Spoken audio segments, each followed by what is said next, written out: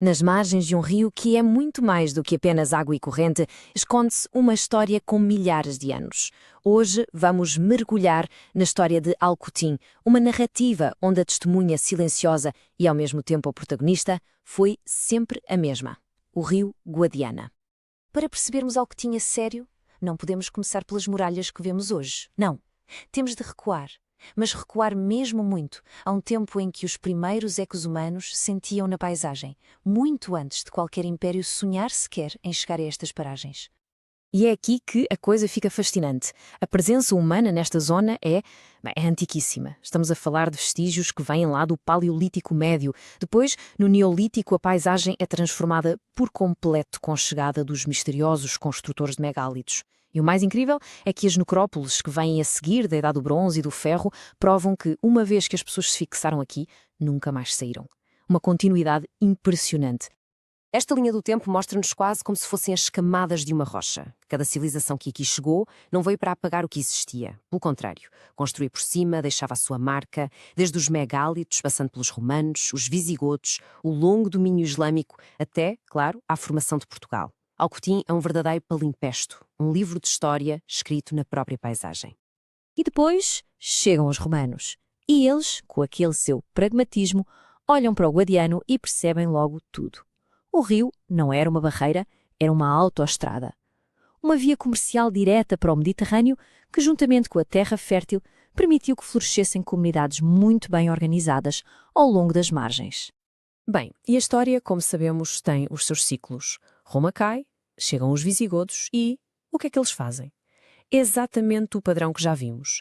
Em vez de começarem do zero, pegam no que já existia, nos espaços romanos, e adaptam-nos. É este ciclo constante de apropriação e continuidade que define a identidade do lugar. Ok, agora paremos um pouco neste número. 500 anos. Meio milénio de domínio islâmico. Isto não foi uma visita, foi uma presença que moldou tudo profundamente. A cultura, a agricultura, até os nomes dos sítios. Para termos uma ideia, foram identificadas cerca de 100 povoações islâmicas na área. E esta pergunta leva-nos a um ponto de viragem fundamental. O poder islâmico começa a recuar e um novo reino, Portugal, está a nascer. De repente, Alcutim, pela sua localização, torna-se uma peça absolutamente vital neste novo tabuleiro geopolítico.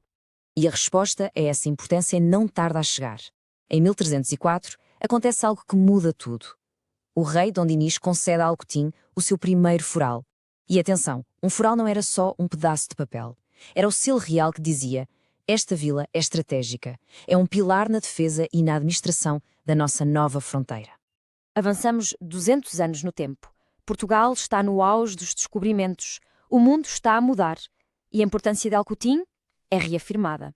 O rei Dom Manuel I não se esquece da vila e reforma-lhe o foral, basicamente atualizando os seus privilégios e deveres para os novos tempos. Mas o verdadeiro auge, o ponto mais alto do prestígio de Alcutim, chega no final do século XV, quando é elevada a condado. E o que é que isto queria dizer na prática? Significava que a sua gestão passava para as mãos de uma das famílias nobres mais poderosas do reino. Era o reconhecimento máximo do seu valor estratégico para a coroa. E este estatuto de condado não foi coisa passageira. Começou com os marqueses de Vila Real, passou para a poderosa família Menezes, que o manteve durante séculos, e mais tarde os seus vastos territórios acabam por ser integrados na Casa do Infantado, o que basicamente liga Alcutim à própria família real. Mas a história, tal como o próprio rio, tem correntes imprevisíveis. O século XIX chega e tudo muda.